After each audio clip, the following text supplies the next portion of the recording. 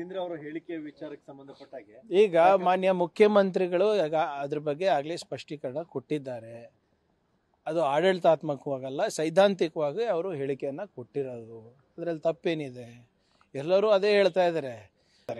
ಹೇಳಿದ್ರು ಸರ್, ಅದಕ್ಕೊಂದು clarification ಅದೇ 28ಕ್ಕೆ ಅಂದ್ರೆ 28ಕ್ಕೆ ಒಂದು ಅಹಿಂದ ನಾಯಕ, ಈಗೊಂದು ಅಹಿಂದ ನಾಯಕ ಅಂತಿರಲ್ವಲ್ಲ ಸರ್? ಇಲ್ಲ ನೋಡಿ, ಯಾರೇ ನಾಯಕರು ಇರಬಹುದು, ಆ ನಾಯಕತ್ವ ಬೆಳಿಬೇಕು ಅಂದ್ರೆ ಸಮುದಾಯಗಳು ಆಕ್ಸೆಪ್ಟ್ ಮಾಡಬೇಕಲ್ಲ. ನಾನು ಹೇಳೋದ್ರಿಂದ ಬೇರೆಯವ್ರು ಹೇಳೋದ್ರಿಂದ ಎಲ್ಲ ಆಗಲ್ಲ. ಆಮೇಲೆ ಅವ್ರು ಹೇಳ್ದಂಗೆ ಕಾಂಗ್ರೆಸ್ನಲ್ಲಿ ನಾಯಕತ್ವದ ಕೊರತೆ ಇಲ್ಲ, ಐಡಿಯಾಲಜಿದ ಕೊರತೆ ಇಲ್ಲ.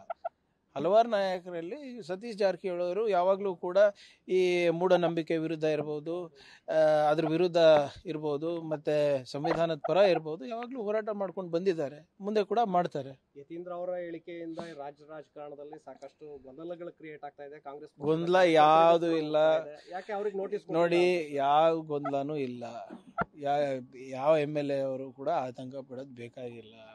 ಮುಖ್ಯಮಂತ್ರಿಗಳು, ಉಪಮುಖ್ಯಮಂತ್ರಿಗಳು ಹೈಕಮಾಂಡ್ ಜೊತೆ ಚರ್ಚೆ ಮಾಡಿ ಏನಿದ್ರು ಕೂಡ ಅವರೇ ತೀರ್ಮಾನಗಳು ತಗೋತಾರೆ.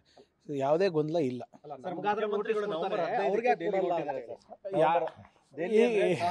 ಇಲ್ಲ ನೋಡಿ, ಕಪಿಲ್ ಸಿಬಲ್ ಅವರ ಒಂದು ಜೀವನ ಚರಿತ್ರೆದ ಪುಸ್ತಕ ಇದೆ. ಪುಸ್ತಕ ಬಿಡುಗಡೆಗೆ ಹೋಗ್ತಾ ಇದ್ದಾರೆ.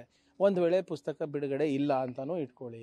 ಖರ್ಗೆ ಸಾಹೇಬ್ರಿಗಿರ್ಬೋದು, ರಾಹುಲ್ ಗಾಂಧಿ ಅವರಿಗಿರ್ಬೋದು, ಅಥವಾ ಸೋನಿಯಾ ಗಾಂಧಿ ಅವರಿಗಿರ್ಬೋದು, KC ವೇಣುಗೋಪಾಲ್ಗಿರ್ಬೋದು, ಭೇಟಿ ಆಗಬಾರ್ದು ಅಂತ ಏನಾದರೂ ರೂಲ್ ಇದೆಯಾ ಸರ್? ನಾವು ನಮ್ಮ ಹೈಕಮಾಂಡಿಗೆ ನಾವು ಡೆಲ್ಲಿಗೆ ಹೋಗಿಲ್ಲ ಅಂದರೆ ನಾಗ್ಪುರಿಗೆ ಹೋಗ್ತೀವಿ ನಾವು? ಡೆಲ್ಲಿಗೆ ಹೋಗ್ಬೇಕಲ್ಲ. So what is wrong? ಚರ್ಚೆ ಇತ್ತಲ್ಲ ಸರ್, ನವೆಂಬರ್ ಕ್ರಾಂತಿ. ಈಗ ತಿಂಗಳಿಗೊಮ್ಮೆ ನಾನು ಡೆಲ್ಲಿಗೆ ಹೋಗ್ತೀನಿ. ಕ್ರಾಂತಿನ ರಿಪೋರ್ಟ್ ಕೊಡಕ್ಕೆ ಹೋಗ್ತೀವಿ, ರಿಪೋರ್ಟ್ ತೊಗೊಳಕ್ಕೆ ಹೋಗ್ತೀವಿ. ಕೇಂದ್ರ ಸರ್ಕಾರದಲ್ಲಿ ನಮ್ದು ಕೆಲಸ ಇರ್ತದೆ. ನಮ್ಮ ಮಂತ್ರಿಗಳಿಗೆ ಭೇಟಿಯಾಗಕ್ಕೆ ಹೋಗ್ತೀವಿ, ಅಧಿಕಾರಿಗಳು ಭೇಟಿಯಾಗಕ್ಕೆ ಹೋಗ್ತೀವಿ. ಈಗ ಹಲವಾರು ಬಾರಿ ಮುಖ್ಯಮಂತ್ರಿಗಳೇ ಹೋಗಿರೋದು. ನಿರ್ಮಲಾ ಸೀತಾರಾಮನ್ ಅವ್ರಿಗೆ ಭೇಟಿಯಾಗಿದ್ದಾರೆ, ಮೋದಿ ಅವ್ರಿಗೆ ಭೇಟಿಯಾಗಿದ್ದಾರೆ, ಅಮಿತ್ ಶಾ ಅವ್ರಿಗೆ ಭೇಟಿಯಾಗಿದ್ದಾರೆ.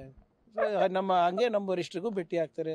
ಆಮೇಲೆ ಈ ಸರಿ ಅಧಿಕೃತವಾದಂಥ ಕಾರ್ಯಕ್ರಮ ಇದೆ ಅಲ್ಲ, ಹೋಗಿ ಬರ್ತಾರೆ. ಅದಕ್ಕೆ ಏನು ಅಷ್ಟ್ಯಾಕೆ ಆತಂಕ? ಅದಕ್ಕೆ ಯಾವುದೇ ಕ್ರಾಂತಿ ಇಲ್ಲ, ಎಲ್ಲವೂ ಶಾಂತಿನೇ ಸರ್. ನಮ್ದ್ರಲ್ಲೇ ಶಾಂತಿ ಸರ್.